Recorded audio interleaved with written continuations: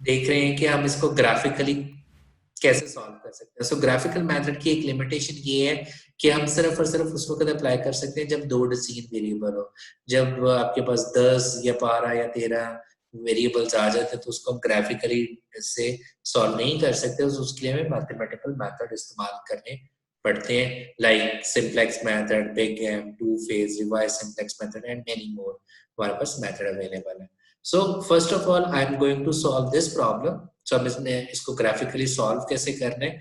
सो हमारे पास दो decision variables हैं। सो सबसे पहले तो हमारे पास क्या आ जाएगा, हम क्या करेंगे, हम इसको स्टैंडर्ड फॉर्म में लिख लेंगे। स्टैंडर्ड फॉर्म में लिखने का मतलब ये है कि इनइक्वालिटी को फिलहाल इग्नोर कर देंगे और हम इसको इक्वल टू फॉर्म में लिख लेंगे। ओके, और इसी तरीके से सेकंड कंस्ट्रेंट को भी मैं लिख रहा हूँ x1 + 2x2 = 50।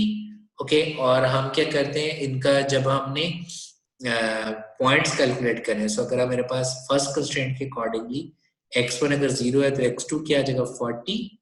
ओके, सो मेरे पास पहला पॉइंट आ गया 0 और 40 फर्स्ट कंस्ट्रेंट के अकॉर्डिंग। सेकंड ये है कि अगर मैं x2 को 0 रख लूं और x1 कितना आ जाएगा 20। ओके, x2 0 तो x1 कितना आ जाएगा 20। सिमिलरली सेकंड कंस्ट्रेंट के अकॉर्डिंगली अगर मेरे पास x1 0 है तो x2 कितना आ जाएगा 25। सिमिलरली अगर x2 0 है तो x1 कितना आ जाएगा 50। So this is 50, this is 0। So हमारे पास ग्राफ में आ जाएगा जी, this is x1 axis, this is x2। So हमारे पास अगर x1 में जो मैक्सिमम वैल्यू है वो 50 है, सो अगर मैं इसको ले लूँ जी, दिस इज 10, 20, 30 अप टू 50 चले जाएंगे हम। ओके, और x2 हमारे पास जो है मैक्सिमम 40 है, सो लेट्स से इसको भी मैं ले लेता हूँ 10, 20, 30 and up to 40. Okay, so the first point which we are going to draw is, so that is 0, 40. इसका मतलब है कि we are talking about this point. Okay, and आपके पास जो है वो next आपके पास क्या आ रहा है, that is जो second constraint के accordingly है वो है 0, 25 आपके पास आ रहा था। so जब आपके पास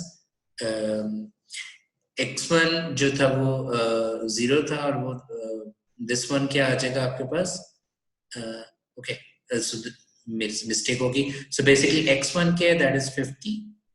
ओके, और आपके पास x2 क्या है 0, और देन हमारे पास क्या है कि जब x2 जो है वो 0 है तो x1 हमारे पास क्या था which is 20, so that is this one. So हमारे पास फर्स्ट कंस्ट्रेंट क्या बन जाएगी, that is this one, sorry from over here to here. ठीक है, सो हमारे पास फिजिबल रीजन क्या बन गया, that is this one. Similarly जब हम सेकंड कंस्ट्रेंट को जो है वो ड्रॉ करते हैं, मीन सेकंड कंस्ट्रेंट को हमने बनाना है, तो हमारे पास क्या था कि जब मेरे पास x2 जो है वो हमने 0 रखा था तो x1 कितना आया था 20। x2 0 तो x1 क्या है 20, और जब हमारे पास x1 0 है तो x2 क्या है 25। So that is this one. So अगर हम ड्रॉ करें that is this one. So दोनों सिस्टम ऑफ कंस्ट्रेंट को मिला के जो फिजिबल रीजन बन गया दैट इज दिस वन। सो ये जो हमारे पास शेडेड रीजन है ये वाला दोनों का कंबाइंड, इसको हम क्या कहते हैं, feasible region. Okay, so this is called as the feasible region, right. और हमारे पास रिमेंबर दैट जैसे मैंने आपको पहले बताया था कि लीनियर प्रोग्रामिंग प्रॉब्लम का जो सोल्यूशन है वो हमेशा फर्स्ट क्वाड्रेंट के अंदर लाई कर रहा होता है। ठीक है, so that mean this one हमारे पास ऑप्टिमम सोल्यूशन होगा, और आपके पास जो ऑप्टिमम पॉइंट होगा वो हमेशा इन इस फिजिबल रीजन के कॉर्नर पॉइंट में से आएगा। सो ये जो डॉट पॉइंट्स हैं जो कि कॉर्नर पॉइंट्स हैं, सो आपका ऑप्टिमम सोल्यूशन आप वन बाय वन करके इसको पुट करें।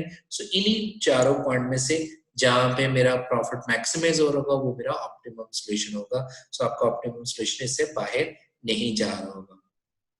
ओके, एक और चीज ये देखिएगा कि अगर मुझे इस कंस्ट्रेंट को ड्रॉ करना है तो ये वाली मेरी कंस्ट्रेंट कैसे बन रही होगी, x1 पे जहां पे 400 होगा, सो इसका ग्राफ बन रहा होगा straight line. So that mean ये सारे के सारे पॉइंट फिजिबल है। इसी तरीके से ये क्या बन जाएगा, x2 के ऊपर आपके पास जहां पे 700 होगा, ओके, सो वहां पे हम एक स्ट्रेट लाइन बन जाएगी और ये सारे के सारे मेरे फिजिबल पॉइंट्स होंगे। Okay, so I hope you know कि अब हमने ग्राफिकली इस प्रॉब्लम्स को सॉल्व कैसे करना है। ओके, सो जब हम लीनियर प्रोग्रामिंग प्रॉब्लम को सॉल्व कर रहे होते हैं तो हमारे पास after the solution we need to find out के कॉन्सेप्ट हमारे पास के कि कौन कौन सी कंस्ट्रेंट्स बाइंडिंग है और कौन कौन सी कंस्ट्रेंट नॉन बाइंडिंग है. Okay, and how we know that? जब आपके पास ऑप्टिमम सॉल्यूशन आ जाएगा, अगर आप फॉर एग्जांपल ये जैसे ये वाली कंस्ट्रेंट है तो हमारे पास एक ऑप्टिमम सॉल्यूशन आया, तो आपने उस ऑप्टिमम सॉल्यूशन को लेफ्ट हैंड साइड पे पुट किया. अगर left hand side right hand side की इक्वल आ गई, that would be called as a binding constraint. So इसका मतलब ये भी है कि जितने आपके पास राइट हैंड साइड पे रिसोर्सेज मौजूद थे वो आपने सारे के सारे इस्तेमाल कर लिए हैं. So that is indicating there is no resource left available. So that means slack value binding constraint में 0 होगी. और नॉन बाइंडिंग कंस्ट्रेंट क्या होती है? जब लेफ्ट और राइट हैंड साइड इक्वल ना आए, सो दैट मीन आपके पास स्लैब की वैल्यू नॉन जीरो होगी. सो वो इंडिकेट कर रहा होगा कि आपके पास कितने रिसोर्सेज जो है वो बाकी बच गए हों.